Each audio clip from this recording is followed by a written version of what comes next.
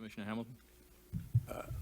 I just want to clarify a few things after listening to all this testimony. It's not all that clear to me. As of September 11th, only the president had the authority to order a shoot down of a commercial aircraft. That's correct, sir. And today, who has the authority? We see the President delegated to the Secretary of Defense, delegated to the Combatant Commander of Northern Command and the North American Aerospace Command, and there are emergencies authorities if that fails. So you have the authority. Yes, sir, and others. And how many others? I'd prefer not to say in this forum, sir, but I can provide it for the record. And you do not have to go up the chain of command at all in the event of We certainly will try. We will make every effort to try. I'm sure you would, but you don't have to. In an emergency situation, we can take appropriate action. Yes, sir.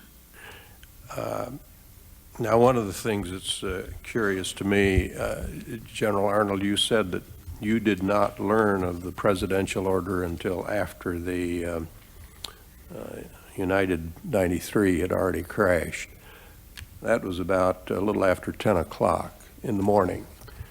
The first notice of difficulty here was at 8:20 in the morning when a transponder goes off on the American Flight 11. I don't know how significant that is, but 20 minutes later, you had notification of a possible hijack. So there's a long lapse of time here between the time you are initially alerted and you receive the order that you could shoot that aircraft down.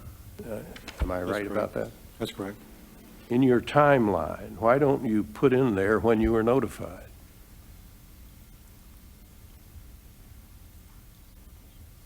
For which flight, sir? Well, you just I told mean, me the getting the clearance. notification from the President of the United States that you have the authority to shoot into commercial aircraft down is a pretty significant event. Why would that not be in your timeline? I don't know when that happened. Had you ever received that kind of a notice before? Not to my knowledge. So this was the first time in the history of the country that such an order had ever been given, so far as you know. Yes, sir. I'm sure there's a log that would tell us that, and I appreciate the question. Yeah. Maybe you could let us know that. And then finally, as I understand your testimony, it was not possible to shoot down any of these aircraft before they struck. Is that basically correct? That is correct. In fact, the American Airlines 77, if we were to have arrived overhead at that particular point, I don't think that we would have shot that aircraft down. Because? Well, we had not been given authority to shoot You that didn't have aircraft. authority at that point. And, you know, it is through hindsight that we are certain that this was a coordinated attack upon the United States. But had you gotten scrambled earlier, notified earlier of 77's deviance about when it turned east, for instance, certainly you could have got the F-16s there, and presumably there would have been time to communicate to either get or be denied authority, no? For 77. I believe that to be true. I believe that to be true. It had to happen very fast, but I believe that to be true. What efforts were made that day to contact the president to seek that authority? I do not know.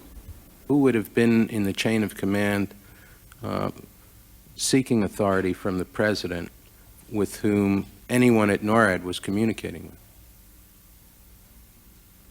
Can you answer that? The command director in Cheyenne Mountain is connected with the combatant commander who would have had the telephone lines open at that point, but I don't have knowledge of what happened that day, but that would be the way it would be done. The flow would be through the Secretary of Defense, obviously. Well, the Secretary of Defense was under attack in the Pentagon. He was evacuating, yes, sir. Now, in terms of anything you know today, looking backwards, including all of the after-action reports and various studies which I'm sure have been conducted internally, and I'm sure which we will wish to review. Can you not tell us whether there was any effort made to contact the President to seek authority in dealing with what appeared to be a coordinated attack? I don't have knowledge at this time to make a comment on that, sir. I don't have knowledge of that. Our actions were to try to get aircraft in position to intercept if necessary. Now, just going back, because now I'm confused by, on the one hand, your statement that the closing of the airspace over Washington provided de facto authority to take whatever measures were necessary to deal with hostile aircraft, and your statement that we probably would not have shot down 77 if we had arrived in time. Airspace had not been shut down over Washington, D.C. at that time. What time was that? Is that on the timeline? I believe it is. I believe it was reported by Secretary Mineta, the timeline that occurred. It's not on your timeline. No, sir, it's not. What do you know what time that was? Sir, the only thing I've seen is we have a copy of, provided by General Worley, of an Andrews Tower transmission that announced to all aviation traffic that the Class B airspace was closed and that air traffic that did not cooperate would be shot down.